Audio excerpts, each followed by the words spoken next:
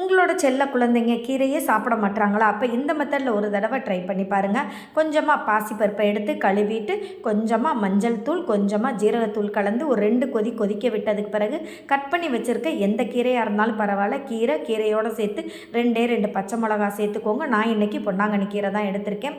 கீரையும் அந்த பருப்பும் நல்லா வெந்ததுக்கு பிறகு கொஞ்சமாக ஜீரகம் கொஞ்சமாக தேங்காய்ச்சில் 2ஐயும் கலந்து நல்லா அரைச்சி அந்த வேக வச்ச கீரையில் ஊற்றிடுங்க. தேவையான அளவு உப்பு சேர்த்துருங்க.